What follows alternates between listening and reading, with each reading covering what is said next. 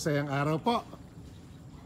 Ito't na ipagpatuloy po ang paghuli sa mga ating iwawalay. Kaya po itong ating kulungan ngayon ay nadagdagan ng 30 heads pa.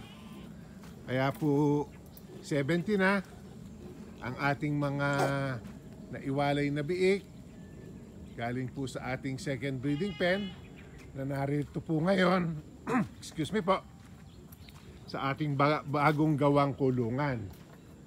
At ito naman pong kulungan na to ay tuluyan nating aayusin. Tatapusin nga po yung painuman. Iibahin lang po namin ng kaunti ang design para po may comparison tayo dun sa unang ginawa, at pagkatapos ay paglalagyan na rin po natin ito.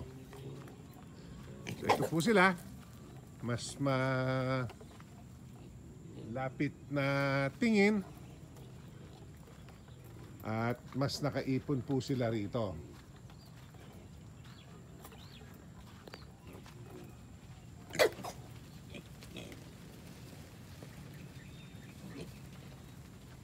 So yan po ang ating 70 heads. Lahat po ng mga ito ay galing sa second breeding pen. Kaya madadagdagan pa po ng mga 6 hanggang 10 piraso ito. Gawa po ng sa ating consolidated pen ay may malalaki pa ring biik. So yung pong mga yon ay ating kailangan na ring iwalay para po hindi masyadong mahirapan naman yung ating mga bata pang mga biik. Yan po, dahil masanay na sa tao ang mga ito, gawa ng mula po biik, pinapasok natin doon. Yan po, hindi masyadong mailap. Kaya po ang aking hope ay yung ating mga susunod na mga magiging inahin at dumalaga ay magiging mas maamo rin po. Hindi po na po nanunugod, maaring hindi po lahat ay mahahawakan natin. Pero karamihan po ay maamo na ganyan. So yan po ang ating mga bagong walay. Dadagdagan pa po ito nang galing naman sa ating consolidated pen. At ngayon po ay may deliver ulit tayo kay ka-farmer. Kaya yung mga baboy na yun naman po excuse me po, ay dito na hinuli sa ating ikalawang palakihan. Kaya po ayan, may nakatayong pangharang. So sa mga bago pong subscribers at mga bagong nanonood, ganyan po ang sistema namin ng panghuhuli para hindi masyadong pagod ang mga baboy, hindi rin po pagod ang mga nanghuhuli. Gagawa kami ng lugar na pagtatabuyan. Tapos po, itong mga pangulong ang siyang isasara naman. Kamukha po nito, ito ay ilinagay na nila, itong mahaba.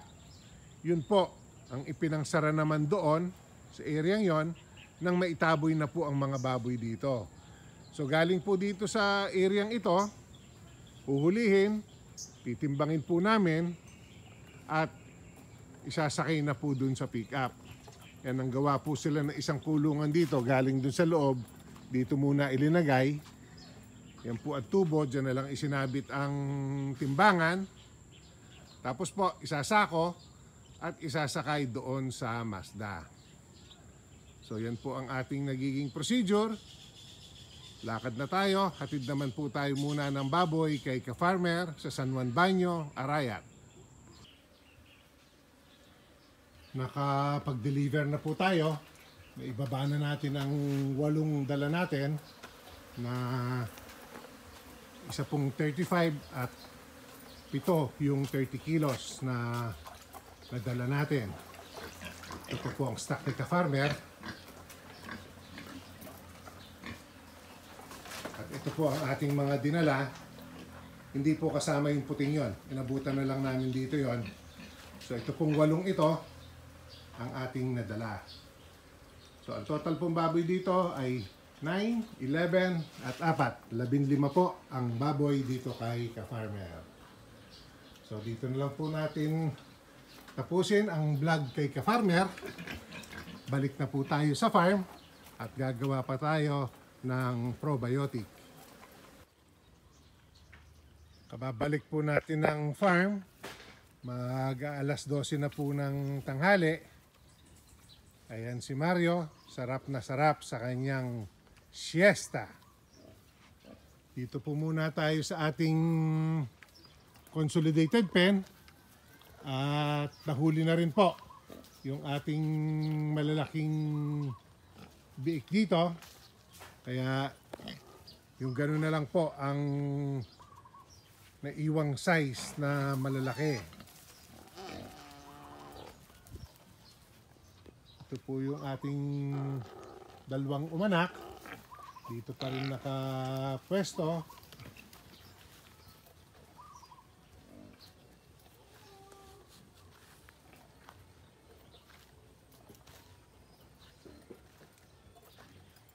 Ito po yung umanak ng puro itim. Ngayon lang po ako nakakita ng anak ni Mario na ang lumabas ay puro itim.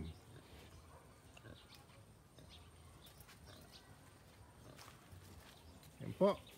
Kompleto pa rin sila. Kasi po, ganyan ang karaniwang mga anak ni Mario. May mga bands po na puti na lumalabas sa kanyang mga biik. Shh! Huh!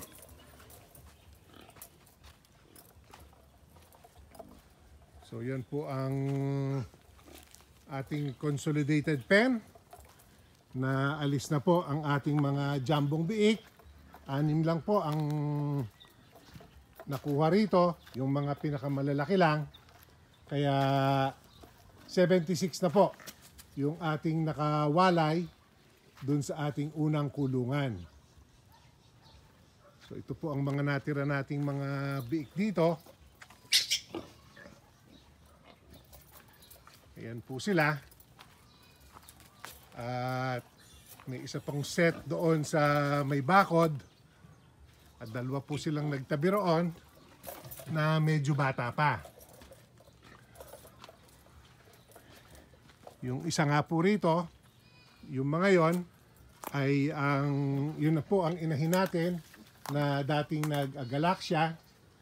So ngayon po, mag-1 linggo na ang kanyang mga biik. Maayos naman sila, mabibilog po. So, bumalik na po ang normal milk production ng ating inahin. Yan po sila. Bilog na bilog naman po ang mga biik.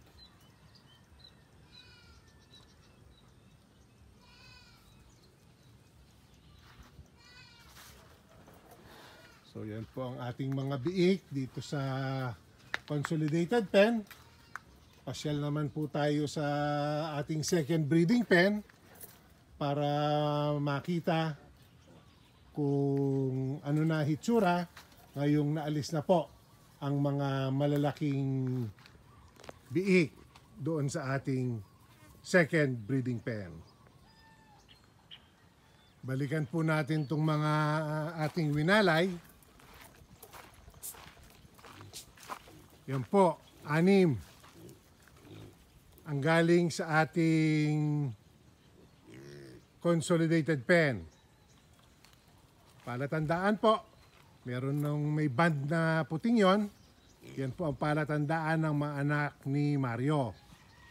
So medyo humihiwalay pa po sila dun sa 70 na dati nang magkakabarkada, magkakakilala. Kaya yan po yung karamihan nasa ating shed. At yung bagong sama po ay dito muna sa may ilalim ng akasya pumupwesto. Malalakas naman pong kumain yan, kaya pag nagpakain ay magsasalo-salo naman po sila doon sa ating pakainan sa unahan. Yan po ang aming babaguhin sa design ng ating painuman. Naisip nga namin ni Lito na kung hindi lalagyan ng harang na bakal, ay ganyan po ang mangyayari sa ating painuman. Paliguan. Lalo na po pag talagang mainit na ang panahon. Kaya yung pong gagawin namin bagong inuman, maglalagay din po kami ng harang na bakal. Nagde-decide pa lang po kami kung gaano kadalang yung harang nating bakal para hindi po papasukin ng ating mga alaga. So, pasyal na po tayo sa ating second breeding pen. Ito na po ang ating second breeding pen.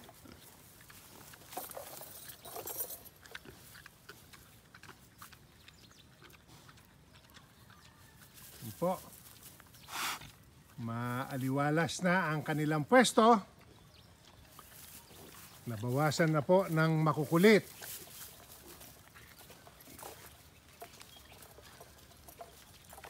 Kaya itong mga ito po ay ating iiwan pa dito ng 2 hanggang 3 linggo. Pagkatapos po ay iwawalay na nating lahat. Ang may iwan na lang pong biik dito nun ay yung 2 pinadede natin na, binigyan natin ng milk replacer dahil medyo maliit pa po yon.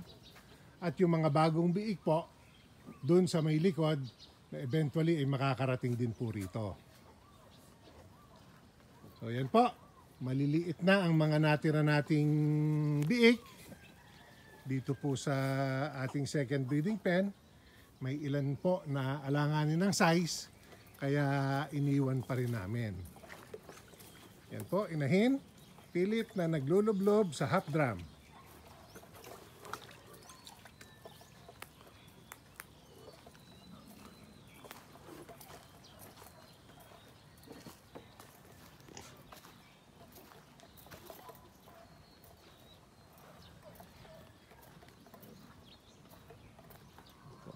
So ang mga natira nating biik dito ay nasa mga 40 na lang po.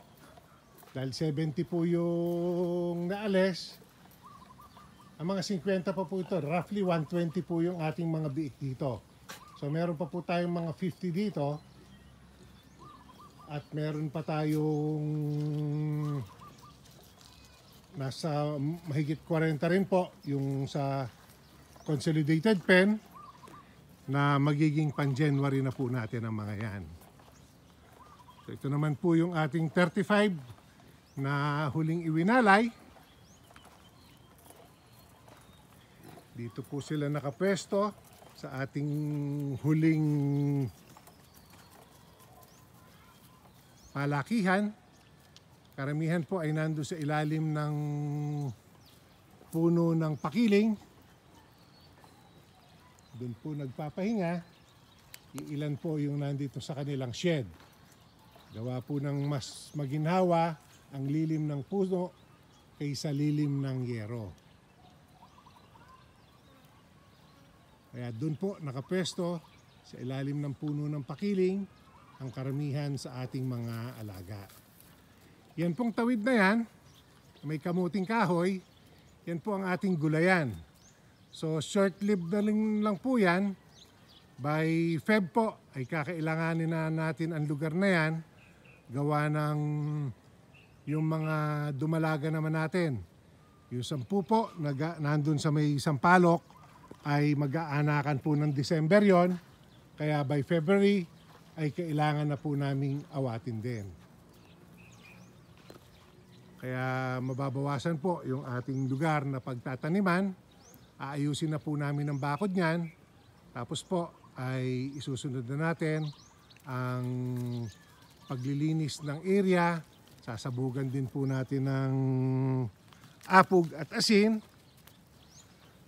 para po ihanda na sa muling paggamit natin. Yan po ang lugar na namatayan din tayo ng mga alaga noon, kaya pinagpapahinga natin ng mahaba-haba. So ito po ang update sa ating mga alaga ngayong araw dito sa 4A Animal Farm.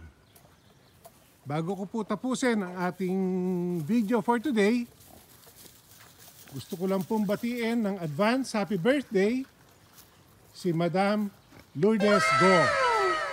Sa November 5 po ang kanyang birthday sa linggo. Happy birthday, ma'am! Maraming salamat po sa inyong walang sawang pagsuporta